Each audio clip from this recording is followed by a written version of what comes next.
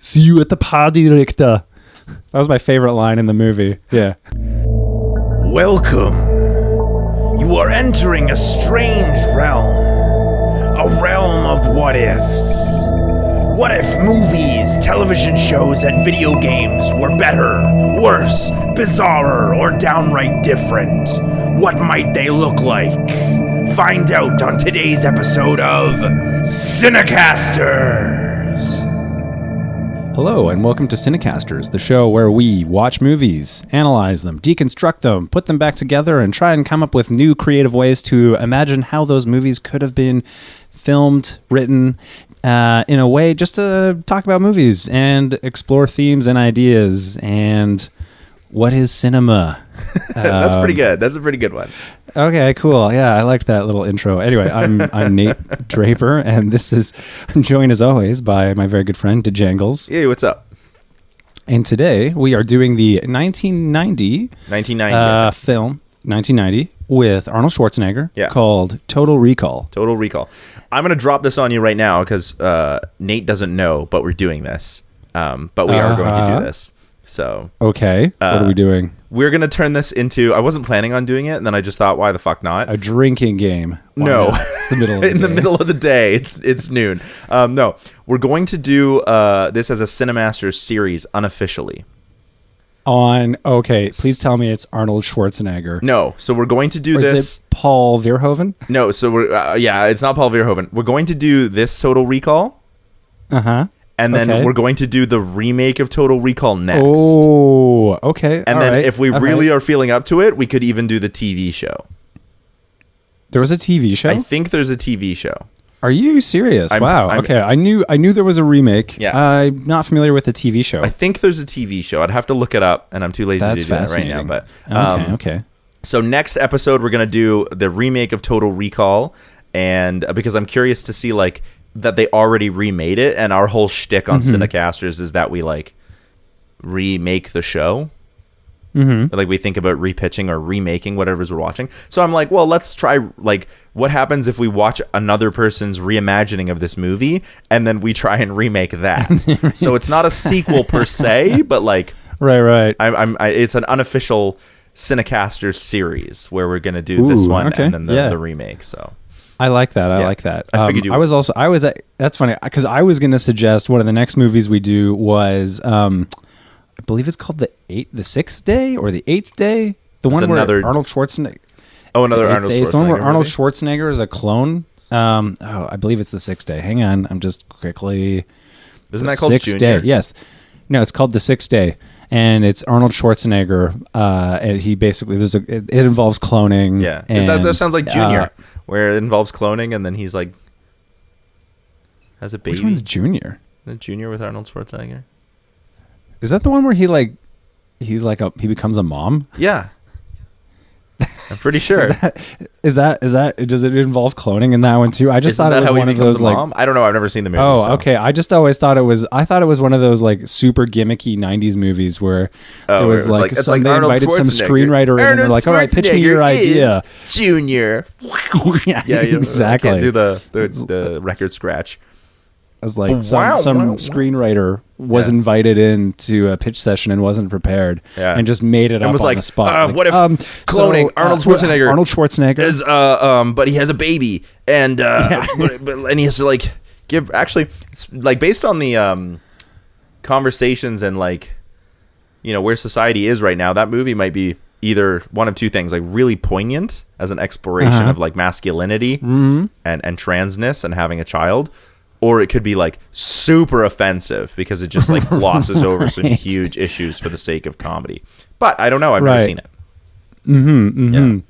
Yeah, actually, it'd be interesting to see how, because there are some movies I wouldn't be surprised where sort of at their like whoever made it had no preconception of like it meaning anything more in that way, and then here we are years later. We'll watch it and go, oh wait, this is actually this is like a super smart movie. In the way that is entirely unintentional. Yeah, exactly. Yeah. I'm sure there's going to be. I'm sure later on. Well, I mean, I said that about the Adjustment Bureau, right? Oh, I okay. said, I don't know if you remember, like one way I said you could read the Adjustment Bureau is that everyone who was in the bureau was male. Right. So it's literally just like this male organization of people who run. Like, I don't think that's what the movie was meant to say by that, but to me, I was just like, yeah, it's just a male-run patriarchy, right? Like as an institutionalized system that runs the universe. If you want to read it as like this, feminist allegory.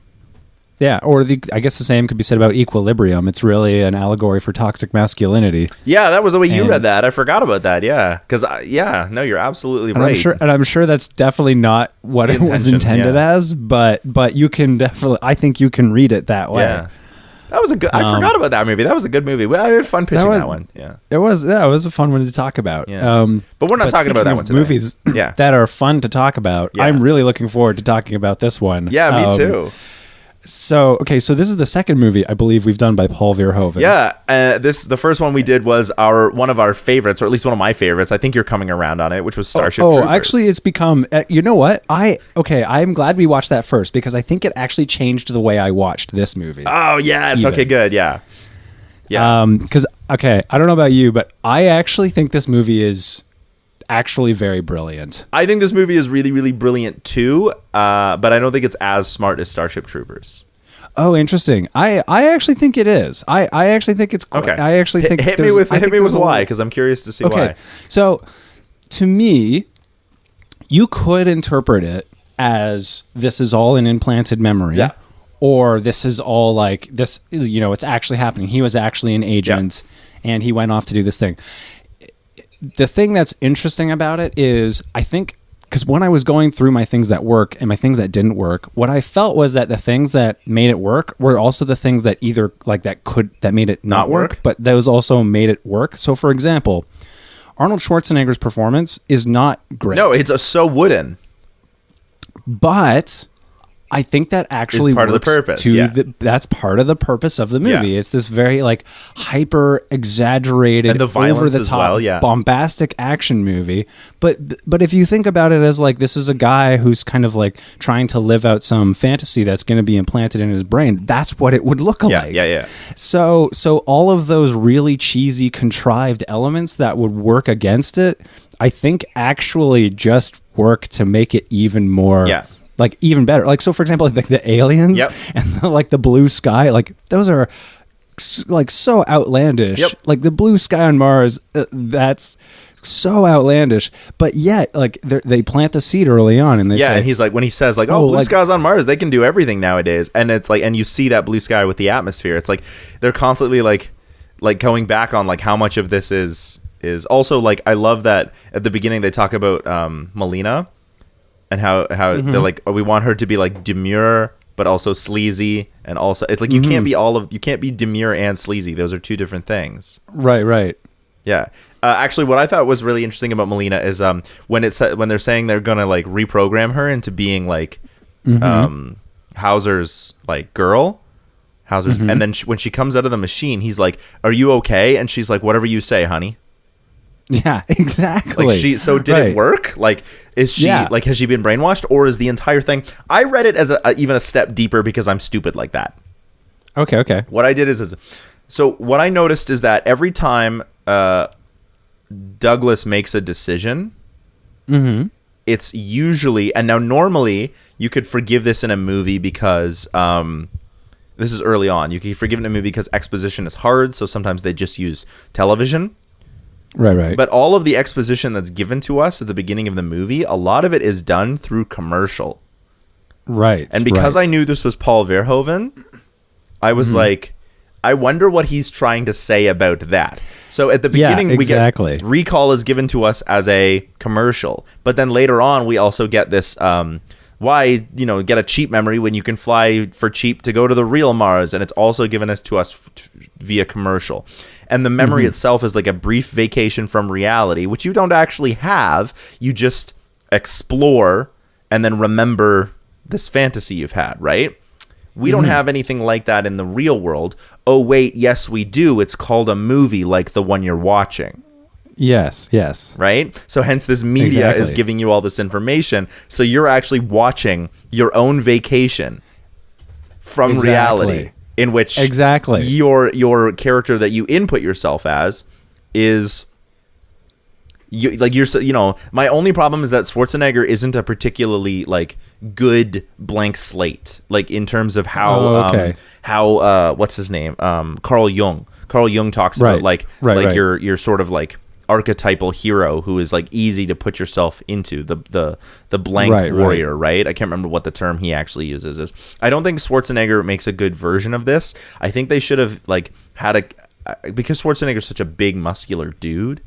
Mm-hmm. I think they should have had the main character be this very like everyman kind of thing. You know what I mean? So that way you could like put yourself into his shoes, and then when this ridiculous stuff happens, you're like, oh, like. But I hear what you're saying. It just like because Schwarzenegger is this like overly machismo masculine, so it makes sense for him to be the version of that. But I just feel like if you wanted me to like to realize that like, oh my God, I'm just watching this.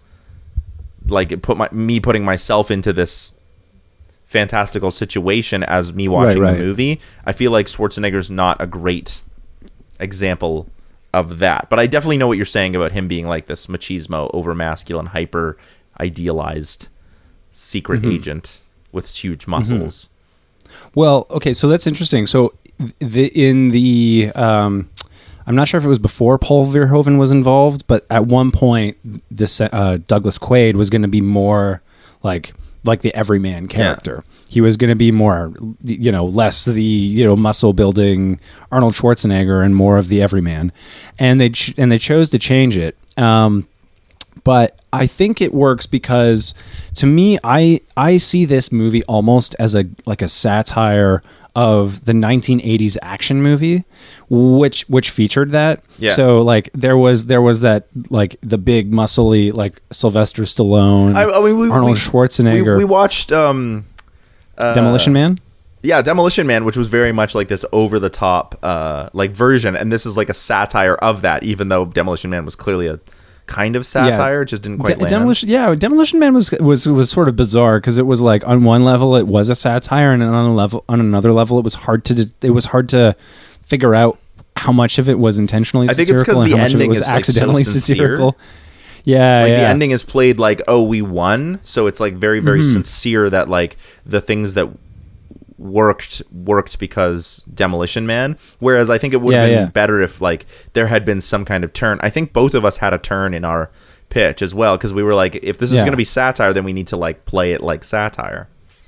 Well, so in this case, it does have that same kind of triumphant ending, but it's so ridiculous. Yes, it's over the top, and because it's fun. Like, it's kind of funny to me. I thought it was hilarious. Yeah. Like, oh, and now the sky is turning blue. And because we've had that foreshadowing, you're like, oh my God, how much of this is real? How much of this was just my fantasy of having memories of something that never happened to me as I watched this movie of being this, exactly.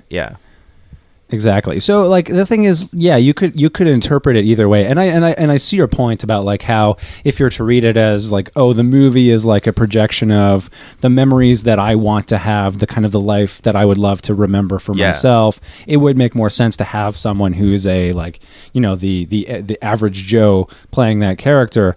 But I also think it like I said, it kind of works as well with it being Arnold Schwarzenegger, because it draws attention to the fact that it's such an over-the-top action movie. And even like the lines he says, like the one that I said earlier, "See you at the party, Richter." Like these cheesy throwaway lines. I love, and I like Arnold Schwarzenegger's one-liners in this movie are like, just the way he talks is like so wooden, and like it's so great. Like this must be one of the movies where he got his like everyone does the yo, like to make fun of him, because it's just so like this movie is every time he's like yelling or something, he's like yo, you know what I mean?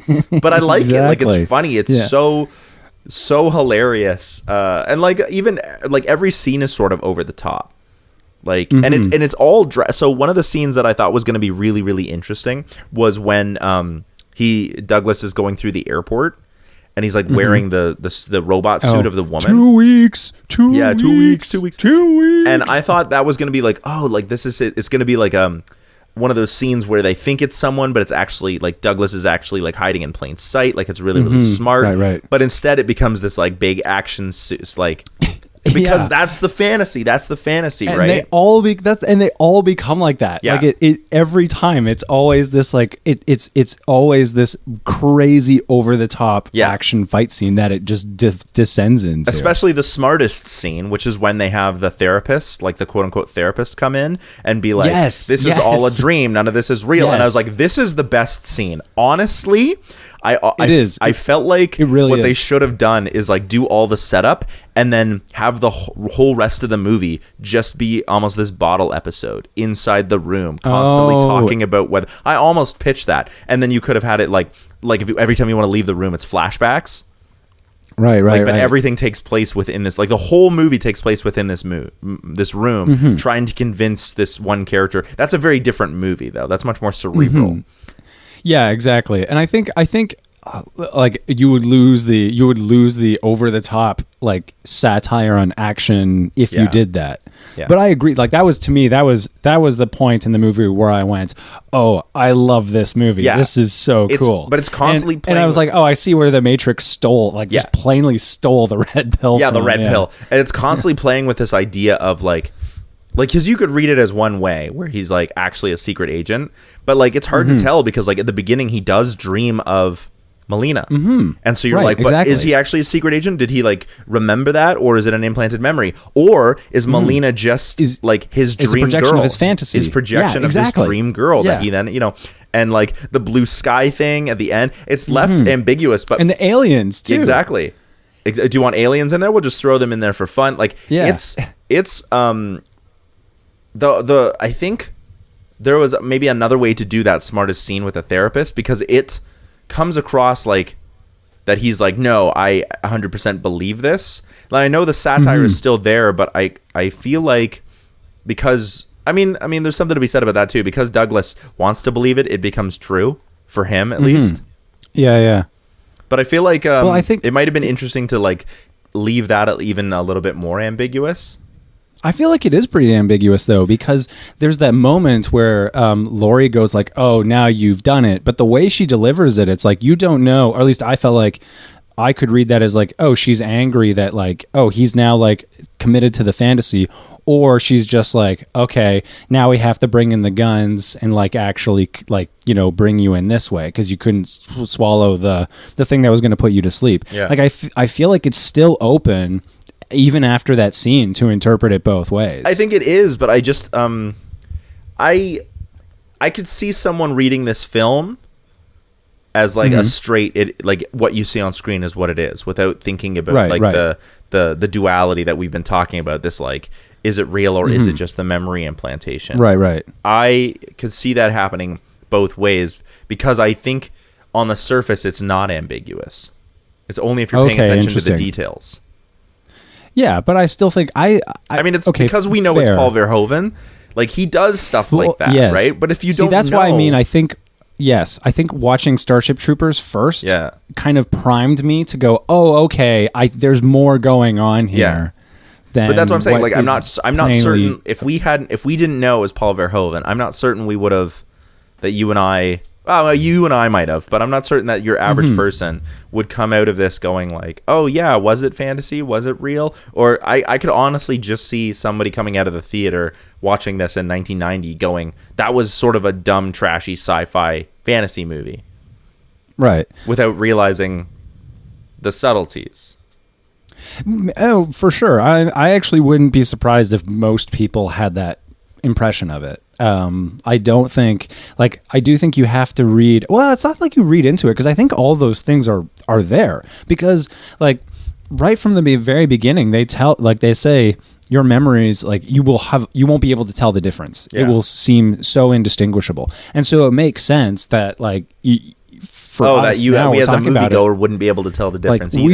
We don't know if it's actually like he's remembering this, or if this is actually happening. Yeah. And so I think one thing that did occur to me, like, if this is the memory, okay, what's going to happen? Like, what's going to happen next? Is he going to go back to Earth and then Laurie's going to be there and he's going to be like, wait, I killed you. Like, there was a part of me that was, now I understand that's probably not the point. If you read it as a satire on the 1980s over the top action movie, and it's basically like, oh, let's just put all these ridiculous things in them because you as the audience want them. We're going to acknowledge that you, the audience, want these stupid, ridiculous things. We're going to put them in and shove them in your face so you can see how ridiculous they are.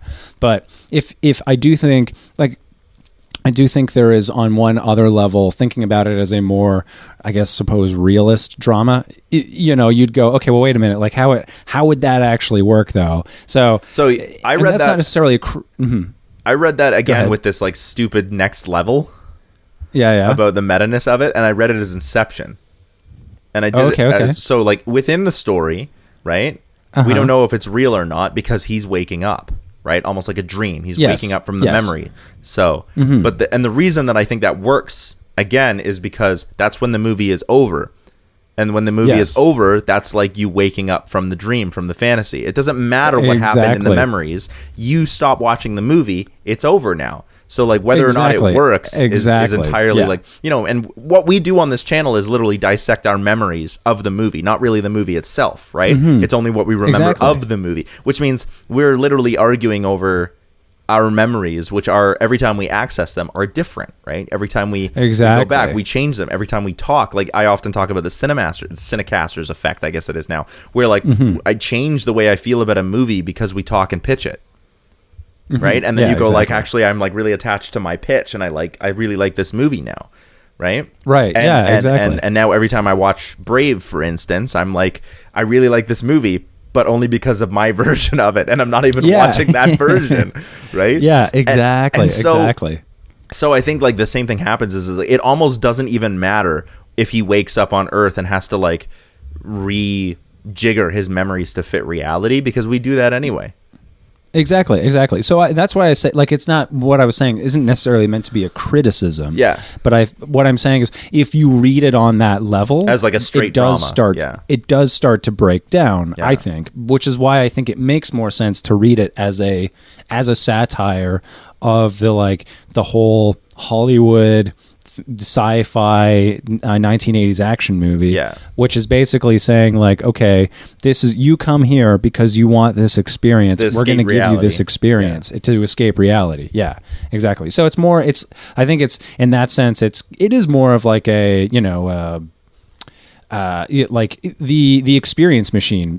Which philosopher was it? It's kind of like that idea, like what's the value of, if you can experience, have the memory of experiencing something versus experiencing it for real, what's the difference? There is no difference. In the context of like film and cinema, and specifically like Hollywood action movies. And so I think that that's all actually very much there, even if it's not going to be overly obvious to most people. I do think it's another way. I think the reason that works is because like even the setup at the beginning, because it doesn't take place in our time, it takes place in the future, like already in the future, where we can do this memory implant thing. Because if they had set it in modern day, like Eternal Sunshine of the Spotless Mind, right, and then still had him go to Mars, it would have seemed too ridiculous. But because it's already in the future, like this entire movie is ambiguous as to whether it is or is not all just a memory implant.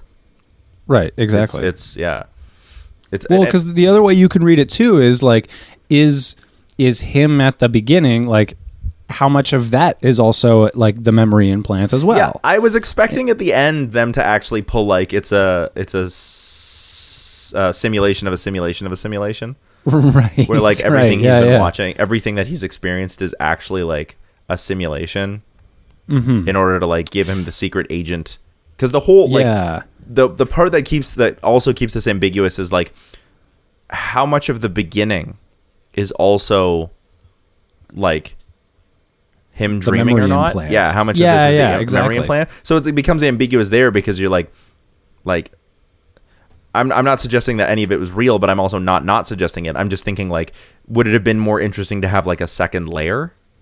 Or do you think that's well, that's interesting, because I thought about that too, because you could there could have been like an additional scene at the end where it kind of reveals that. But I personally think it works without it because it still kind of leaves you wondering, like, well, wait a minute. Like, okay, so does he go home tomorrow and does he like remember this happening or did this actually happen? So I think leaving it ambiguous kind of leaves it open for you, the audience, to decide which of the two it is. Yeah. Whereas I think one of those would have provided some kind of a solution or would have at least kind of hinted one way or another, possibly. Yeah. Yeah. I think this leaves it like really ambiguous because it's almost so ambiguous you can't even read it. Like if you're not paying attention, you could miss it entirely. Yeah. I think, especially with the smartest scene that we're talking about, where they sort of do that scene right there, by the way, is straight up stolen in Inception. Which scene are you talking about in Inception? So the scene where the therapist shows up and he's like, "I'm actually here, I've been implanted to help you get out." Like in Inception, Cobb basically goes to with the Cillian Murphy character, and when they're at the bar, and then they go in the washroom, right? I'm Mr. Smith or whatever his name is. Like I'm basically like a trained dream personnel, like inside your subconscious. Like I'm part of your subconscious, helping you to get through the dream. And it's like that's literally he's just pulling the other side of this of Total Recall. Yeah, you're absolutely right. Yeah. I hadn't thought of that comparison, but you're absolutely right. Yeah.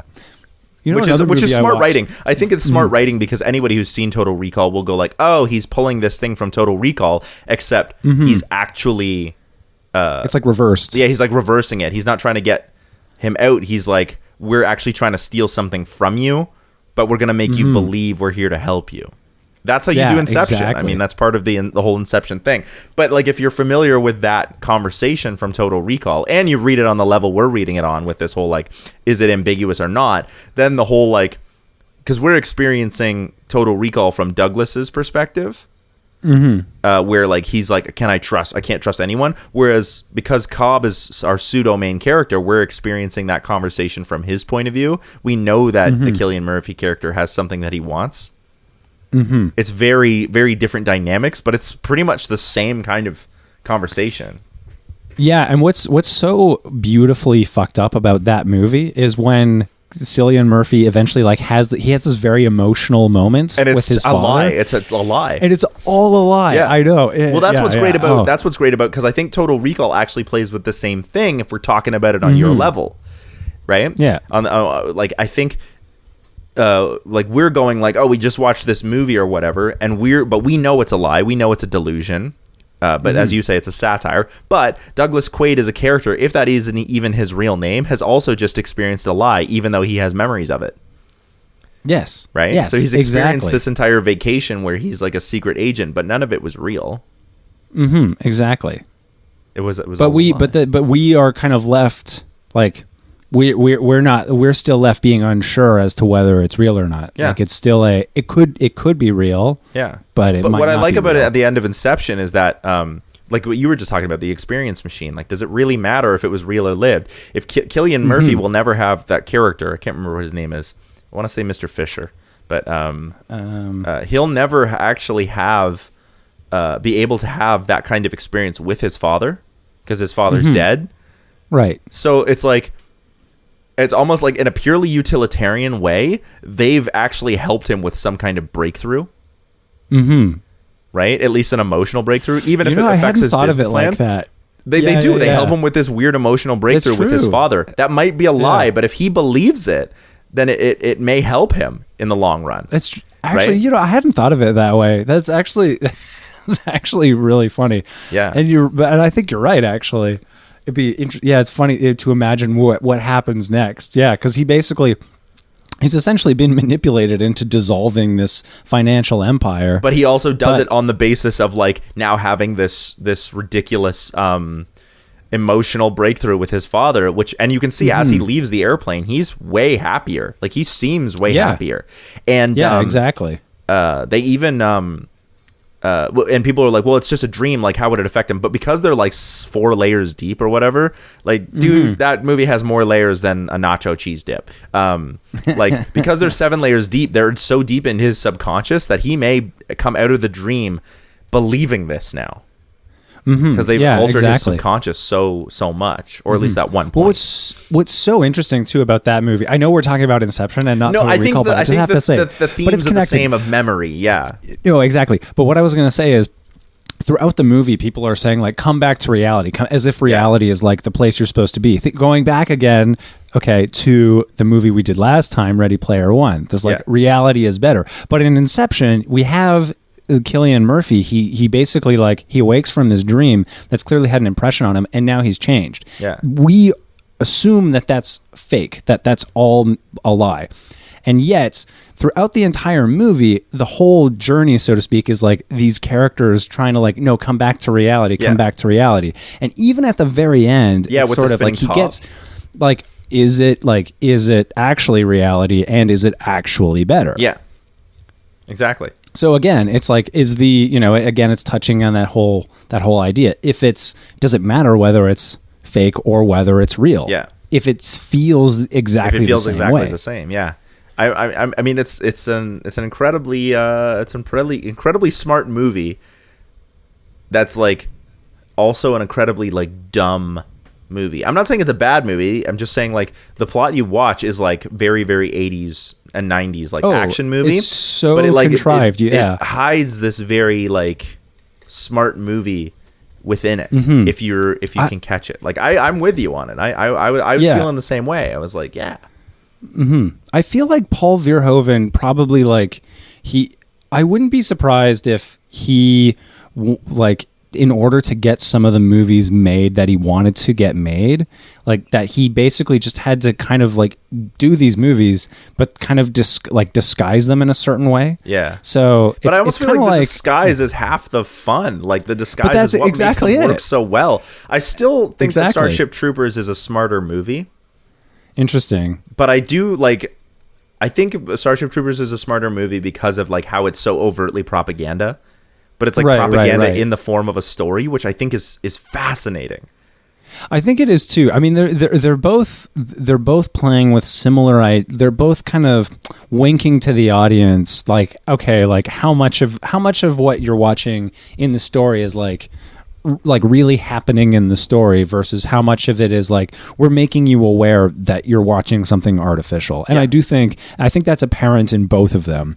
I think I can't say I prefer one or the other, but I do feel like in Starship Troopers it's a lot more obvious.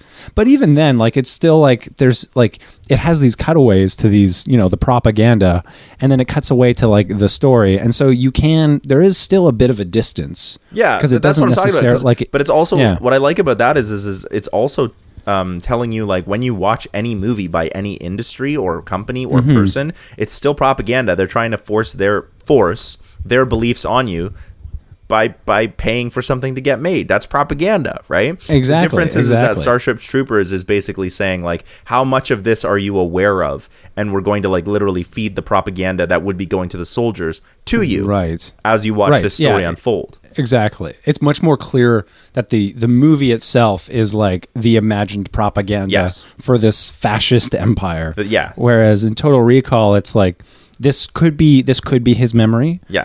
This could not be his memory, but this could also just be like a whole farcical like adventure, just demonstration of how absurd this whole movie Hollywood industrial complex is. I think the reason that both of them work is because we're playing with almost two different mediums.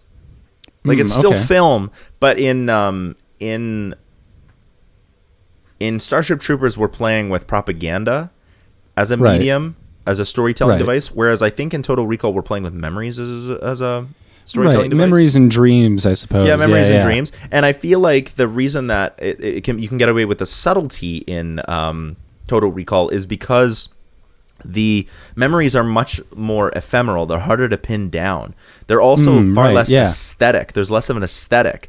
Starship Troopers works so well because it nails that aesthetic from the story itself to the propaganda that we get messaged. I mean, we were laughing about them trying to like crush cockroaches. Stomping the right? Where you can't do that with this because it would be too on the nose. Memories don't work like that. But the dream logic, the memory logic, I think does keep it vague. I mean, people have memories of things that didn't happen exactly that way all the time, right? So exactly. And I explore that in my pitch. Ooh, yeah, I do too, actually. So I actually went and read the Philip K. Dick short story because I was intrigued. I was just like, oh, it's a short story. I could probably read it really quickly. And it's interesting. It's quite different. I bet. Basically, so in the short story, Laurie, that's the Sharon Stone character. Yeah. They don't, from the beginning, they don't get along. Yeah. So what that actually pointed out to me was like how much Sharon Stone, even like the casting of Sharon Stone as Laurie, like she is a super idealized character right from the start in the movie. Whereas in the short story, like they're basically like already fighting. But I think that works. That also would work in the story because then it would be his subconscious is trying to like exactly or like justify him not being with her. The thing was, it works both ways. Like, I think, because the funny thing to me is I wanted to see if it differed at all, because I wanted to know how much of it, like, needs to kind of fit together this way for it to work. And actually, it doesn't. Like, there are so many different ways, I think, that you could take this same idea and reconstruct it and reconfigure it, still leave it ambiguous, and still explore the same theme. So, for example, so in the short story, she's less idealized. And in the short story, he goes to Total Recall. He gets half of the procedure done, supposedly. He leaves. And then as he's leaving, like, they've given him half a refund. And so he's like leaving. He's like thinking about how much fun he had on Mars. Yeah. And then he finds the refund in his pocket, so he goes back. And so and then it goes into like, oh, we couldn't do it because we found out that you actually were a spy. Yeah. But they can't tell him this because that means he knows too much. And so in the end, they end up going to implant another memory, like an even more ridiculous memory to make up for the one that they couldn't do. Yeah. But then even when they go to implant that memory, he remembers having done that already. Yeah. So it ends up in this kind of loop where it's like every time they try to give him a memory, he actually thinks that he's already done it. Already got it. So it's and I kind of went that way a little bit more with my pitch, but it was just similar, interesting to see. So, but yeah, I mean, I really enjoyed watching this movie. Yeah, it was fun. I liked it. There was I thought there was some stuff that was really good. The only thing that I might have added that I felt like Starship Troopers did really well that this movie didn't quite do as well was like, if this is supposed to be his fantasy, he certainly like winds up with his dream girl, like his literal dream girl, but there's not like so much gratuitous like sexual stuff going on. I mean, there is with Sharon Stone with Laurie, but not with Melina. Right. I thought that was interesting. I thought that was interesting too. Yeah, because there was a part I was kind of expecting at one point, like the really overly contrived, like sex scene. Yeah, I was expecting something like that. Just because I was like, okay, well, if this is, by that point, I kind of started reading it as like, this is mocking the formula. I'm like, okay, well, formula dictates something like this should be coming up. Yeah, and it didn't happen. And I didn't think it detracted. No, I don't think it detracted either. It was like, if we want, maybe there's like a version of this movie that has it in it, and Paul Verhoeven was like, that's too on the nose. Right, it's too much. Yeah. But I do feel like you should have this like overly sexualized. If you want to have your fantasy vacation, you should have an overly sexualized version of that, right? I also think it's interesting, I see what you mean, yeah. Yeah, I think it's interesting that, like, if this, like, just the ethics of memory, if you have a vacation in which it all feels real to you and you wind up sleeping with someone while you're on your memory vacation that isn't your spouse, is it cheating? You haven't actually done it, but you've experienced it. Well, they kind of allude to that. Sort of that question as like right when they're first putting him under, one of the doctors says like, oh, you're gonna go for some hanky panky, and he goes, not really. And it's like, maybe that's why it's not in there. Well, so maybe right, because he maybe it's like for him, because even like in the dream they don't actually kiss or like do anything in the dream. He's just there with her, right? No, but so I mean, like maybe like going for some hanky panky, like maybe that was never a memory that was implanted. Like they literally set it up so it was never, like he never had sex. Maybe, like he just exactly. That's just not what he wanted. Which again, because I mean, if we're reading it like the whole movie is kind of this super exaggerated, idealized story, you know, you already have the Sharon Stone character who was kind of who represents that, I think, in the story. So yeah, it's interesting because I do think there's another layer there too. Yeah, I don't know. Very, very strange. Yeah.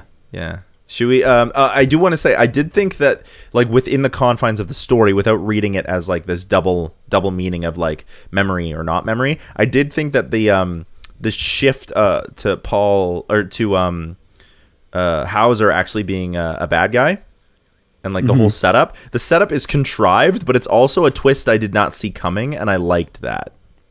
Yeah, I like that too. Yeah, like the fact that like use the memory implant because they wanted to like have a sleeper agent. I mean, it's contrived. There's no way that would work. They even say that in the movie. But the fact that it's like, oh, you thought you were the good guy because you were the good guy because I'm the bad guy because I made you think you were the good guy. Right.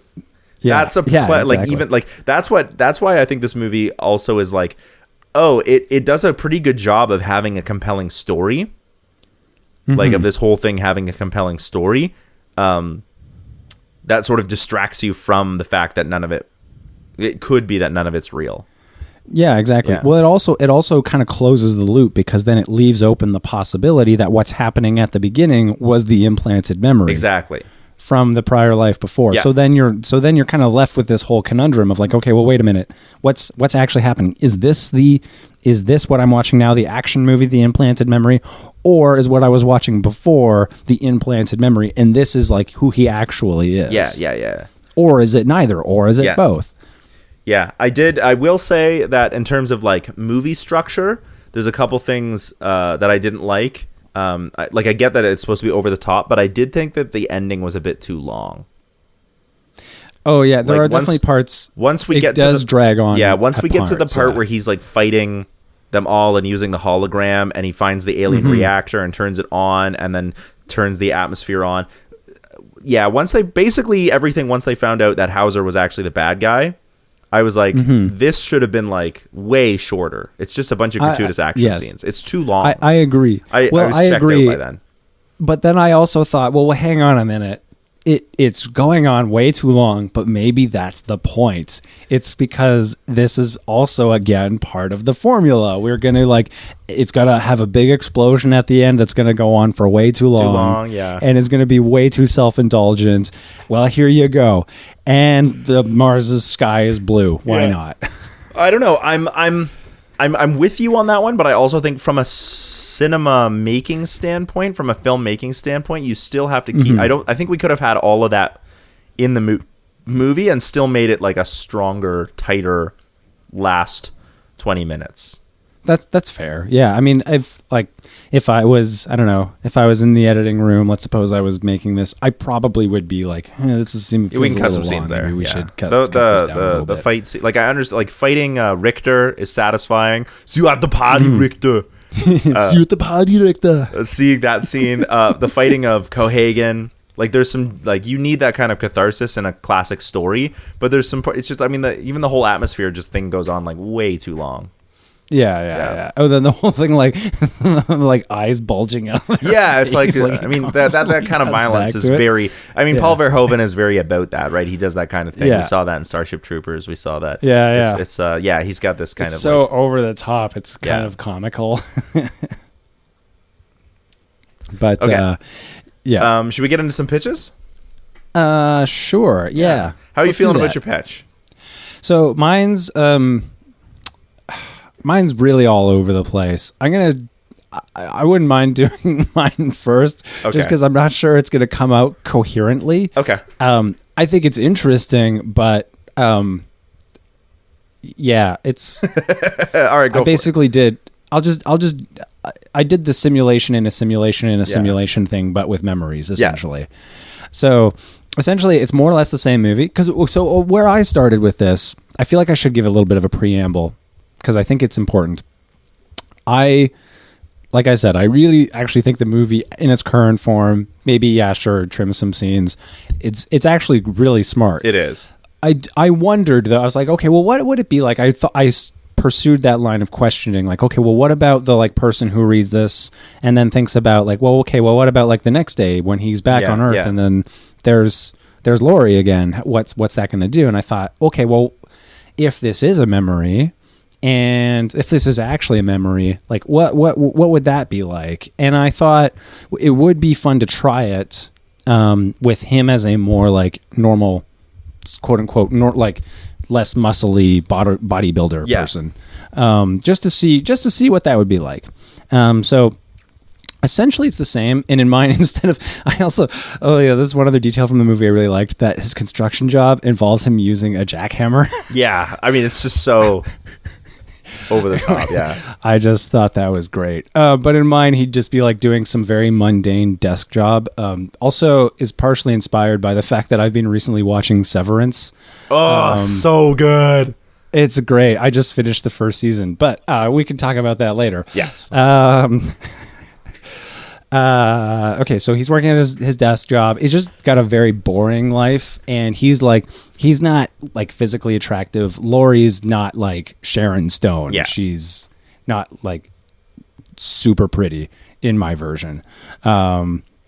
So basically it plays out more or less the same way. He finds out about this place called Total Recall where you can go and you can have this experience. He goes, he does it, and it basically plays out the same way from that point on. But in my version, it's not that like he doesn't actually kill his wife. Like she doesn't actually die. And he actually, at the end, like he gets together with Melina.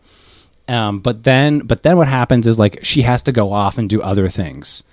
Like we have to part ways now. Yeah. You'll have to go back to your life. So the government, like at the end, the government shows up and they're like, thank you very much for your service. You've like saved us all from this terrible thing. You're like the most important like agent ever. But in order for you to return to your normal life, we'll have to like, you know too much. So we're going to implant like, you'll remember like fragments of it, but you won't remember everything. You won't remember all the details. So basically what happens is he basically starts off right back at the beginning. Yeah. But he has fragments, but now he's like got fragments of this like thing. So it, like he wakes up in bed and he's like it's just at the start of the movie again where he's like, wait, did I just wake up from a really strange dream and I can only remember fragments of it? So he goes back to life. He sees an ad for Total Recall. But now this time he's like, he's like, oh, Total Recall. Oh, that's interesting. Yeah, okay, I'd like to go to Mars. He's on the way to Total Recall, but he gets attacked. He gets attacked by, I don't know, spies or something. And Melina shows up and rescues him. And she's basically like, you probably don't remember me. He's like, no, I remember you. And she's like, okay, well, you might not remember, but like you just saved like everyone's life on Mars, and the government is actually trying to cover things up, but they're worried now because you were going to Total Recall that you actually might remember more than they want you to remember. So they're actually just going to try and kill you. But there's a way to solve this. We're going to go back to Mars and we'll actually get your original memories restored, and then we'll be able to reset everything. So then he goes back to Mars, but this time it's on like a different mission. And this time she tells him the whole story that he's actually a spy. Years ago, he was a spy. He had his memory erased. He went to Total Recall, and then that reactivated his memory. So he went back to Mars. Yeah. He saved the day. The government wanted to thank him, but they had to erase his memories again. So he went back to Earth, but now the government's worried. So now he has to go back to Mars. Anyway, they get to Mars and Dennis, and they save the day again. And now he's like remembered everything. He's like, oh yeah. I remember this. I remember being here. I remember you. And this time, Lori actually followed him to Mars because she's worried that he's like cheating on her. So she gets to Mars, and basically like Quaid and why did I think his name was? Is his name Dennis? What's his name? Yeah, Arnold. His name's Quaid. Douglas Quaid. Douglas Quaid. Dennis Quaid is an actor. Yeah. It might be Dennis. Now I can't remember. Damn it. Whatever. It doesn't matter. Go on. Anyway, so Melina goes off again. This time, like Lori catches up with Quaid on Mars. He's just saved the day. And this time he's like, okay, well, I can return to Earth now. Like, knowing that I've, saved the day. And so he turns back, but on the way back, there's a problem with their spaceship and they crash land into the moon. And now luckily Quaid is able to escape with Lori, but she suffers, she has a concussion and she can't remember everything. Ooh. So they get back and the doctors are like, look, she has a really bad concussion. She just doesn't remember. She remembers everything else, but she doesn't remember this trip to Mars. So just don't tell her this. So anyway, he wakes up in bed and it's exactly the way it was at the beginning. But he's about to tell her that wait, do you not remember going to Mars? But he's like, oh wait, I can't tell her because the doctor just told me that she's had this concussion. She's not going to remember any of it. To tell her would be too much of a shock to her system. So he goes back to his normal life. But he seems different this time. He seems more self-confident and he believes that he did something really important.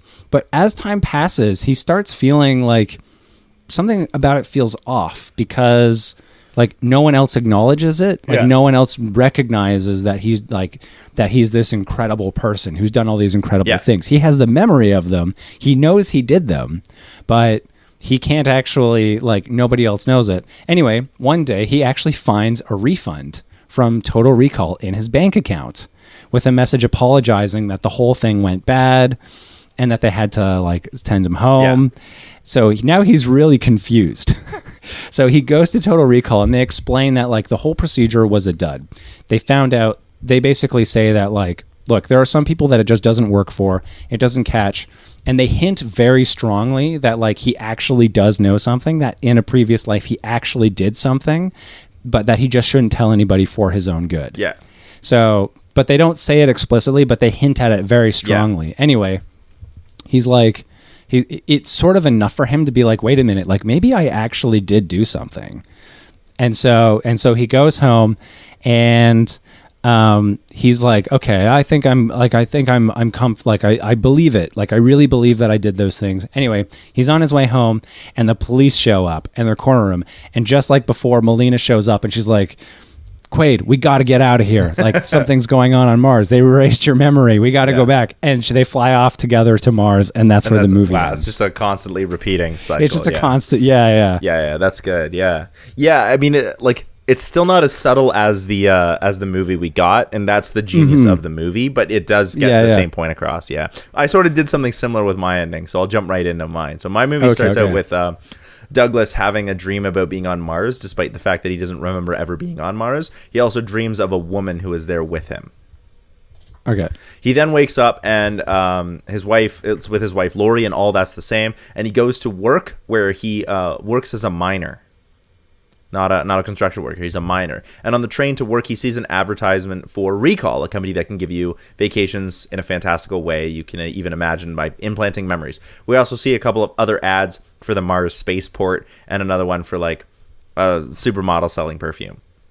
So Douglas goes to the therapist where he talks about the dreams and anxiety that he has. So and so we also find out that this is after work. We find out that Douglas had experienced a psychotic break 8 years ago, and he sees a therapist regularly. But lately, he's starting to feel unsatisfied, not just with life, but with reality. It's I'm bored, and reality feels dull. And he's like, I'm thinking about going on a Recall vacation. What do you think about that? And taking my Lori with me and having this sort of vacation because we can afford it without having to actually go into it. And his therapist is actually, this might be a great idea.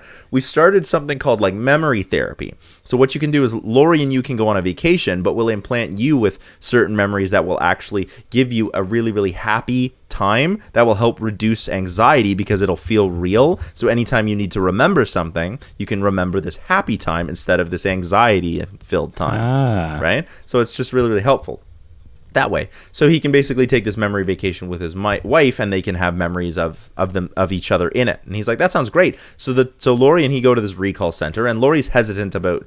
She's like, I don't really, I grew up on Mars, and I don't really want to go back to Mars. Can we not do it on Mars? And Douglas is like, well, I'm doing this whole thing for therapy, so why this would give you some good memories of the planet if we had a good vacation. So she's like, okay, she agrees to it, but she was really hesitant. She's like, Mars, not good for either of us. So the two of them decide, they pick what they want to do on their vacation, and Lori's like, well, what if we did secret agents? right? That sounds fun. Let's do something special. Right, yeah. And he's sort of just Yeah. like, I don't know, like I sort of just wanted to get away. And she's like, no, it'll be fantastical. Like we'll try something different. So they begin the procedure and everything's going fine until Douglas wakes up and there's a problem. He's having another psychotic break. So he wakes up and his like the doctor is there and is like, we've called your therapist, and his therapist shows up in hologram and they explain like, you had an adverse reaction. We're going to try and calm you down. And he's like, like he's like riled up. Like, we're going to try and calm you down from a remote location because he's still a hologram. And like, you're safe. Laurie is still going through the memory transplant, but once Douglas calms down, we can put you back into the system and everything will be fine. Laurie's experiencing her vacation right now, like it's being implanted. But before that can happen, some men knock down the door and shoot the doctor in the face. Ooh. And his hologram therapist is like, he sees it all, and he's like, don't make, like, what the heck is going on? Douglas somehow manages to kill all of these secret agents. So Douglas then goes into the procedure room and pulls Laurie out from the machine before the transplant is complete, so she'll wake up. And the two of them then run from some bad dudes, and Douglas is contacted by a friend from the organization and given a briefcase. And at this point, it's clear that Douglas has some kind of special agent training, but Laurie doesn't. Right. Oh, okay. And this seems to have this special agent thing seems to have woken something up in Douglas. She has no idea what's going on, Laurie. And so the two of them seem to be like, at the beginning, she thinks that somehow the memories are like, didn't take the same way that Douglas has. She's like, you're experiencing these memories, but I'm not. So like somehow like maybe we're having this break, but that also doesn't explain the men that are coming after Douglas. So maybe this is like actually real, but she's like, I'm worried about Douglas because like, there's some weird memory shit going on. So the two of them argue, and Laurie winds up calling the police because she wants Douglas to get some help. And the therapist shows up as well, and they try to calm him down and convince Doug that this is just part of the memories, and he may, in fact, even be dreaming. And he's not a sleeper agent. But Douglas doesn't believe them, and he realizes that the psychotic episode that he supposedly had 8 years earlier was actually was when his memories start. Because they didn't want to create a whole lifetime of memories, so they cheated and gave him a psychotic. So he doesn't remember anything before his psychotic break.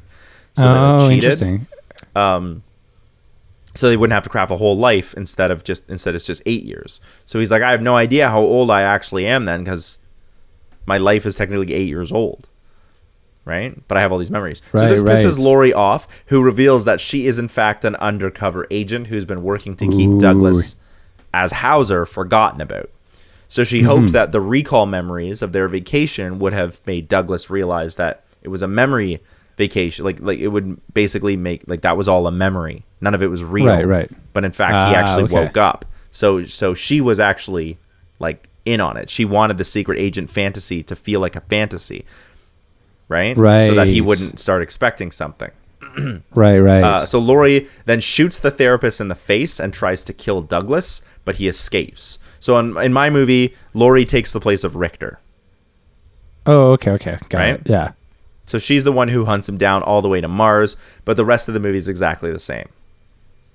Douglas then goes to Mars and meets Melina, who looks like the girl in his dreams. And he's like, I remember you. And then they meet Benny and get into different shenanigans and are hunted by Laurie. And eventually they trust Douglas enough to take him to the underground rebels, and where they meet Cueto. And when they meet the rebel leader, they take Douglas into this room, close the door so that no one can see it. And the rebel leader turns around and he basically reveals that Cueto is actually Hauser. What? So Cueto is the leader of the rebels, is actually Hauser, who Douglas Quaid actually was before he was Douglas. Okay. And what happened is he was playing double agent. So Cohagen, who basically runs all the air on Mars, was like, I need somebody on the inside.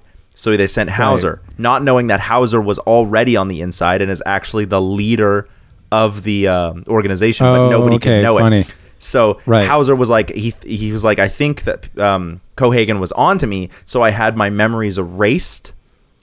And sent you back, but now you're here. All you have to do is remember there's something that you saw that Cohagen didn't want you to see, that you saw, that if you use it, you can change the world. You have to remember what it was, right? Right. You just have to remember what it was.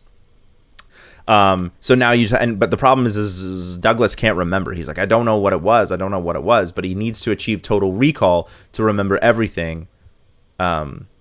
that Cohagen, he saw something that Cohagen didn't want him to. So Douglas can't seem to remember, but there's no time to waste on that because Cohagen turns off all the oxygen. So Melina and Douglas go to the oxygen like factory where they're going to try and fix it. But on the way, they pass a mining tunnel, and Douglas remembers what he saw in the mines. It was an alien machine that's capable of terraforming.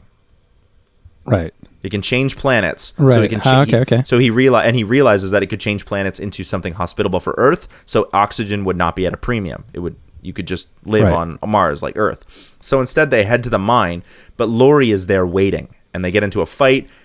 And at one point, like with all of her goons, but at one point she starts fighting with all of the goons, her goons, and she reveals that she knew that Douglas was Hauser, and that Hauser told her that he was Cueto because the two of them were actually in love. Like she was actually but then she like used her position with Cohagen to like become a sleeper agent to make sure Hauser was gone, when in fact what she was actually doing was trying to like help wake him up for Hauser. Right. So like she was playing like a double agent. And double cross. And Melina is like, wait, Hauser was with someone else? And Douglas was like, I don't know anything. Like, I'm sorry. Like, I didn't know Hauser was with somebody else. I just knew I needed to be with you. And then the three of them find the alien machine. Cohagen shows up, and Laurie is shot and killed. And Douglas is kind of like heartbroken because she was actually a good person. But Melina and Douglas beat Cohagen and use the engine to begin terraforming the planet. And as the planet changes to a hospitable environment, Melina is like, but what about Laurie? Isn't she the woman you loved? And Douglas is like, no, that was Hauser. I'm Douglas. Like, I'm sad that she died. Like, she was my wife, but I don't feel that, like, this is not how I feel about you. And then the camera pans back as they, like, kiss. And it keeps panning back until it's revealed that this is, in fact, a TV screen. And Douglas is sitting in a chair while two people watch as he's clearly being implanted with a memory. Right. And the two people are Laurie and his therapist. And they're like arguing over something. So basically what they're arguing about is that the therapist is like, he's not actually a therapist, but he's like, yo, they're not the memories aren't exact. Every time they're implanted into a person, it's a mixture of like conceptions that we put in, but then the host puts their own ideas. Like we can't put memories of something people don't really remember. So we put like the host sort of dreaming up these concoctions to fill in the blanks. So every time it's different. And Laurie's like, well, I'm getting really impatient. We need to figure out what it was. So it turns out Douglas is not a miner, and nor is he a secret agent. We don't know what he was, but he saw something in a tunnel on Mars and went nuts. And they're trying to figure out what it was that he saw. And so they implanted him with memories and keep telling him he needs to achieve total recall. Remember what was in the tunnel. Remember what was in the tunnel. Right. So this time it was a terraforming engine because that's what his brain came up with. But what we also see is that on another TV screen, it's the original version of this movie, the 1990 version that we're like. Oh, funny. That's another version of the memories that they've implanted. Oh, that's and so Douglas funny. Quaid is not a real person. He's hilarious. Just a facade that they've set up so they can basically like keep trying to making him remember. So they're like, whatever, I guess we'll have to try again. So and Laurie's like, where does Melina keep coming from? And the therapist is like, I don't know. It's probably something subconscious that he's like his brain's like adding in. And then he looks it up, and the supermodel commercial we saw from the beginning selling perfume is Melina, but the audience wouldn't know it because she's wearing makeup and like looks different. Right. But like if you go back and watch it, you'd pick it up. It's like one of those things. Funny. So it's his subconscious creating Melina. Nice. So then the last thing is the therapist and Laurie, like they wipe Douglas's mind and implant him with the memories of Douglas Quaid, this miner who works, and never been to Mars or anything like that. And they decide they're going to try again. So when Douglas wakes up, his therapist, he's like, oh, I'm sorry, I must have dozed out. And he's like, that's okay, we're out of time anyway. And Laurie then picks Douglas up and pretends to be his wife and takes him home so they can try again. He's like, I'll see you at next week's therapy session. And then as he's leaving, he's like, I'll see you at next week's therapy session. And then the therapist like saves the video and logs it into a file on his computer where we see hundreds of other versions of this memory that he has, including the 1990 Total Recall movie, which is just another version of his false memories. Yeah. That's funny. Okay, that's really good. I like that. Yeah, you provide a solution, but I think it's still it's not as smart. It's not especially. Here's what I like though is the whole it's all of these kind of different versions of the same story. Yes, is kind of what's being implied at the end, and I like that. I think that's actually a really clever way to end it. Yeah. But it also leaves you with the question of what did he actually see in that tunnel? Yeah. Because exactly. I thought when I was watching the original movie, I was like, a reactor that can melt a glacier that makes oxygen is way too easy of an out for this problem. Oh yeah. Yeah, and also the oxygen thing I thought was dumb because it just sort of happens in the last act where he controls the oxygen. Yeah. It's not really exactly. It's not really what the movie's about, as you and I have been talking about. It's not really what the movie's about.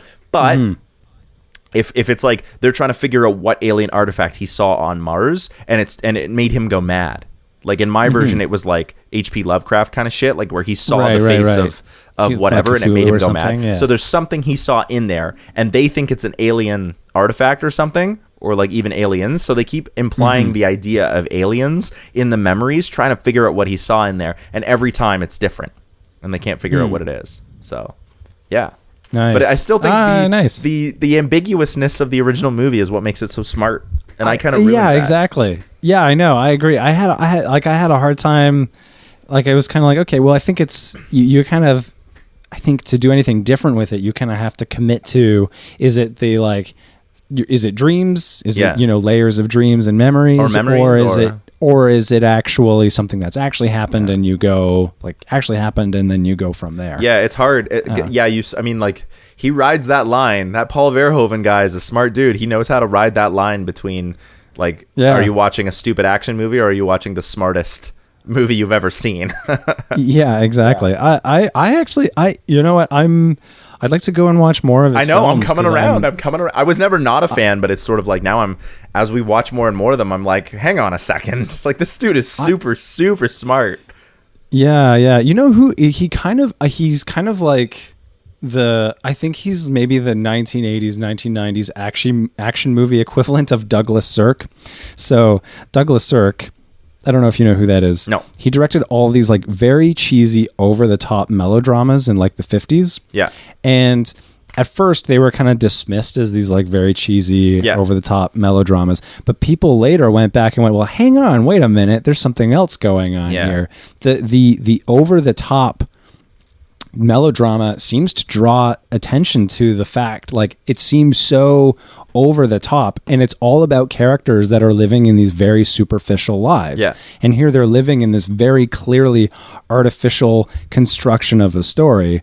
And so it seems and then people went back later and were well, hang on, wait a minute, maybe the whole over the top melodrama was actually the point of those movies. And actually it turns out he that's what he was doing. That's what he was actually doing the whole time. Yeah. And so I've wondered is that kind of what Paul Verhoeven does with some of these movies? It's these are intentionally over the top so that you're action movies to part draw of the fantasy, attention, to draw to attention the form, to the memories, to draw attention to the fantasy, to draw attention to the propaganda. I still think I will say I still think I prefer Starship Troopers. I think it's because the idea of memories is fascinating, but I think the idea of drawing attention to propaganda, for me, just my personal idea of how propaganda works is far more interesting. Just because propaganda is something we don't think about, and yet it's everywhere. And so I think drawing attention to how propaganda works and how we digest it is more interesting for me. Whereas with memories, I certainly think he's asking the right questions and it's really interesting. I just find it's what is he saying about memories versus what is he saying about propaganda? I think it's easier to be this is what propaganda is. Wake up. You know what I mean? Pay attention. Versus memories is I don't know what memories are. We don't know. We know very little about memories and dreams. Yeah, that's fair. Well, okay. So I actually don't think that I think the way memory is depicted in a sense like this isn't actually possible. I don't think that's the way our memories work. And I don't think that's necessarily important for the movie to work either. Well, in my pitch, I leaned on dreams a little bit because I felt like memories, that's not really how memories work. So I was it's the subconscious takes over. They and what they're trying, and that's why I thought that my premise works, is because they want the subconscious to take over so that they can figure out what he saw, because otherwise, if it's just straight memories being implanted, then I don't know. I felt like that's not how it works. That's not how memories work. Like, we know memories change every time you access them. So in mine, it was like they can implant like vague ideas, and then the subconscious sort of dreams up its own version and fills in the blanks. Yeah. I think actually, so I was thinking about this earlier. Like, I think the movie that best depicts how memories actually work, not visually, but how it would be, like the best way to sort of visualize a very abstract way it would work is actually Inside Out. Yeah. And because in Inside Out, they're all tied to emotions and they're colored with different emotions. Yeah.